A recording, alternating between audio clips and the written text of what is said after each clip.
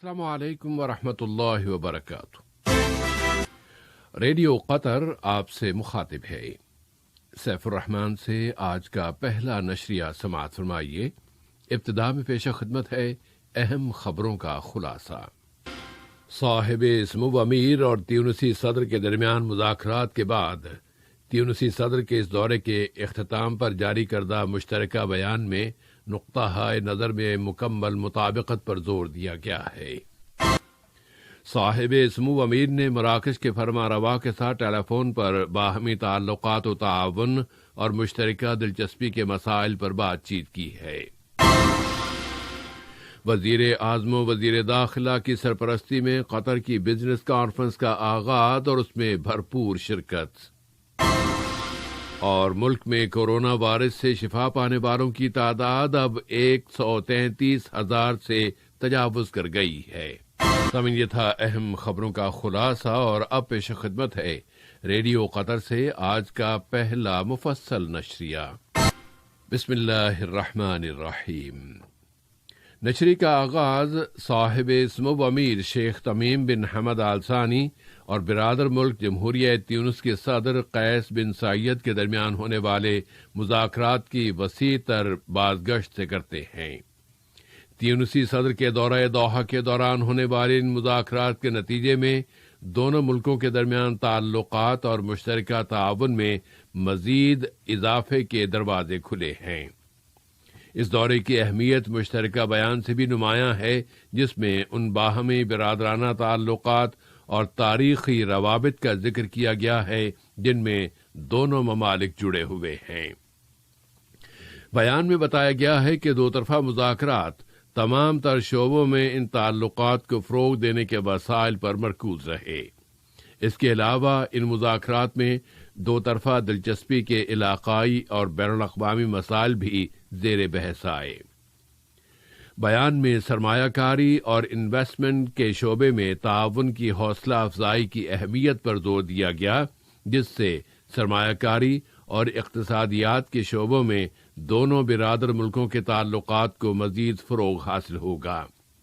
इसके अलावा मुख्तलिफ इलाकाई और बैनुल-अक़वामी प्लेटफॉर्म पर दो तरफा हम आहंगी और मुशावरत पर जोर दिया गया, जिससे अरबी मसाइल और मुनसिफाना इंसानी मसाइल की खिदमत होगी। इनमें मसला फ़लस्तीन और मशरक़ वुस्ता व पूरी दुनिया में अमन व इस्तेहकाम के मसाइल सरे फहरिस्त हैं। बयान में बताया गया है कि मुअज़्ज़ज़ मेहमान ने उनके बेहतरीन इस्तक़बाल और शानदार मेज़बानी पर साहिब इस्मुव अमीर का शुक्रिया अदा करते हुए साहिब इस्मुव अमीर को त्यूनिस के दौरे की दावत दी है, जिसका उन्होंने खैर मक़दम किया है। त्यूनिस के सदर कैस सैयद के इस दौरे से दोनों मुल्कों के दरमियान ताल्लुकात में एक नए मरहले की बुनियाद रख दी गई है और ख़ास तौर पर इस दौरे की टाइमिंग और उसमें ज़ेर बहस आने वाले मौज़ूआत और मसाइल की बिना पर इस दौरे को खुसूसी अहमियत हासिल हो गई है। कतर फाउंडेशन बराए तरबियत, साइंस और समाजी तरक्की के बोर्ड ऑफ डायरेक्टर्स की सरबराह और सिलतुक के बोर्ड ऑफ ट्रस्टीज की सरबराह साहिबत इस्मुव शेखा मोजा बिनत नासिर से त्यूनिस के सदर कैस सैयद ने मुलाकात की है।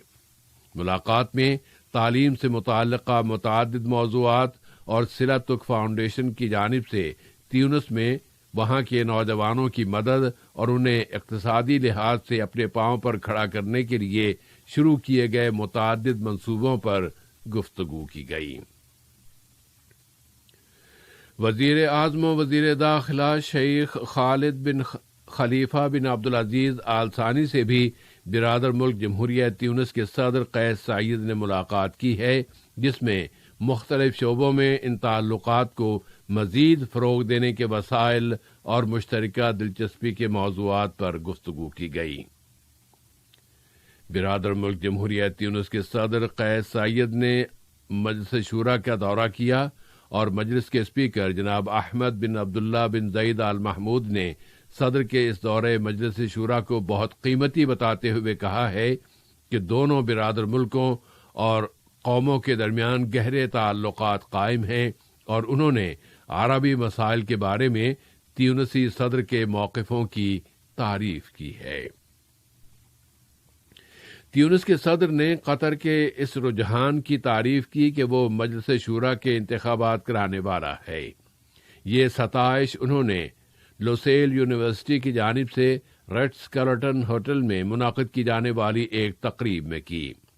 قطر کے اٹارنی جنرل ڈاکٹر علی بن فتح المری نے، جو لوسیل یونیورسٹی کے بورڈ آف ٹرسٹیز کے سربراہ بھی ہیں، تیونس کے صدر کا خیر مقدم کرتے ہوئے کہا کہ صاحب سمو امیر کی جانب سے مجلس شورا کے انتخابات کا اعلان ملک میں قانون سازی کے شعبے میں اٹھنے والا ایک بڑا قدم ہے۔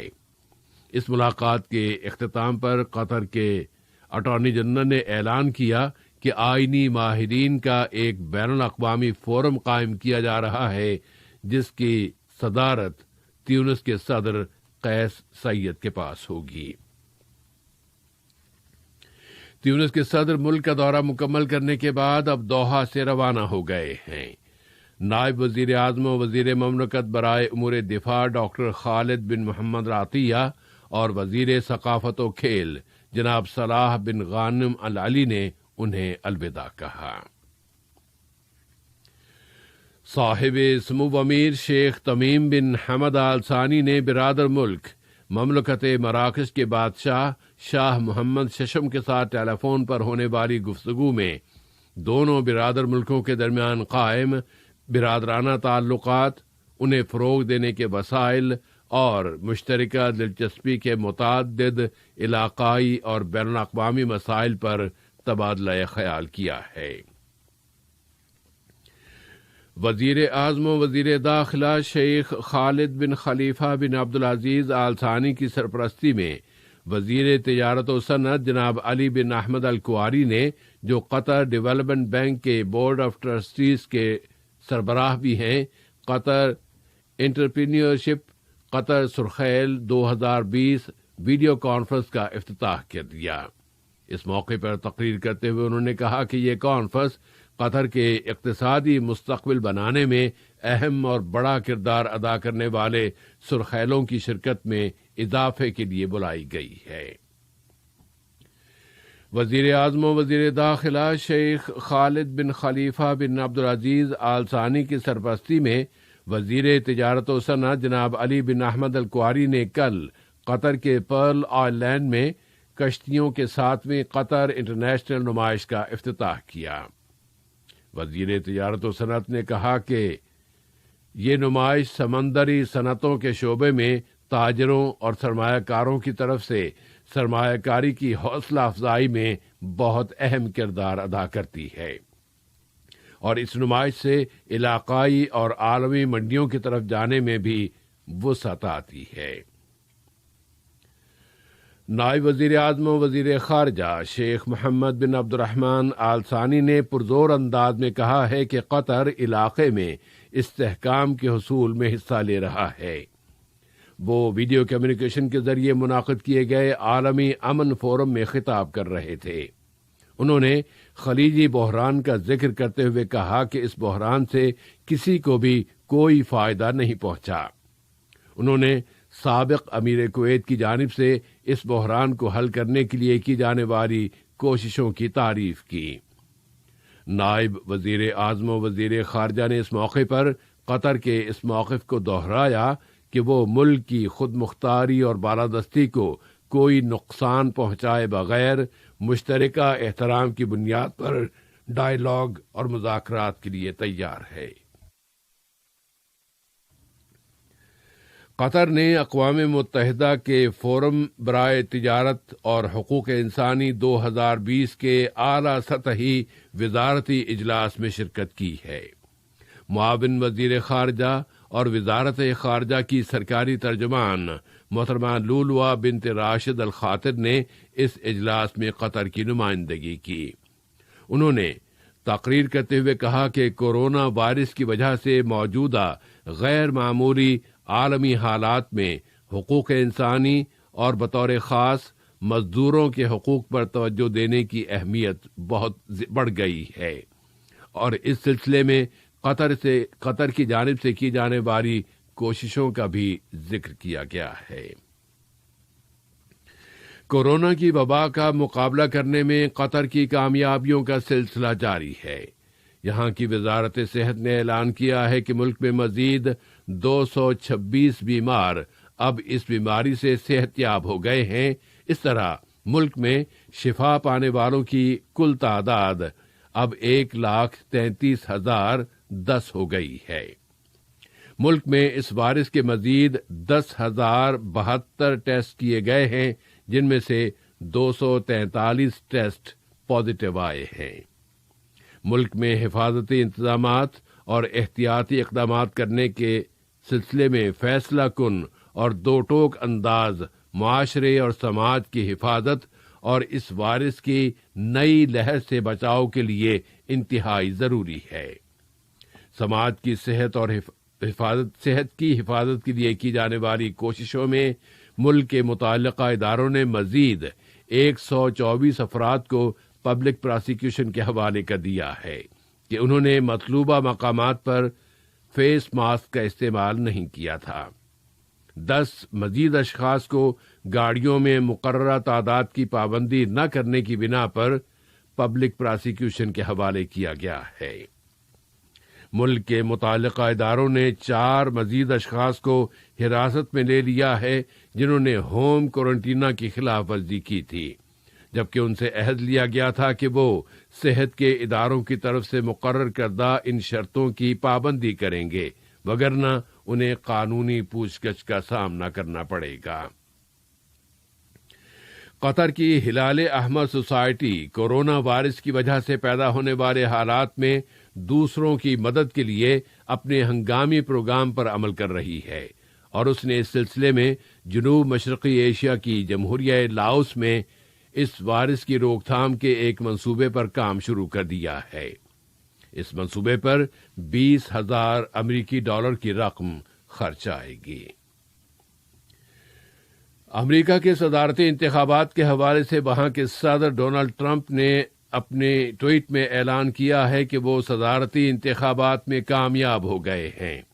ان کے وکیل نے کہا ہے کہ ایسے ثبوت موجود ہیں جو نتائج کو تبدیل کر کے رکھ دیں گے۔ اب سوال یہ پیدا ہوتا ہے کہ اس طرح کے اعلانات کا سلسلہ کب تک جاری رکھا جائے گا اور امریکی انتخابات کے بارے میں یہ بحث کب ختم ہوگی۔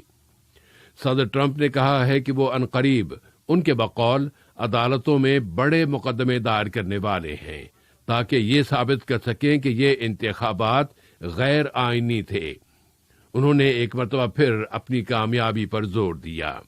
ان کے وکیل روڈی جولیانی نے اعلان کیا ہے کہ ٹرمپ کی الیکشن کیمپین کے پاس ایسے ثبوت موجود ہیں جو نتائج کو تبدیل کر کے رکھ دیں گے۔ وکیل نے کہا کہ ٹرمپ نے ہار نہیں مانی۔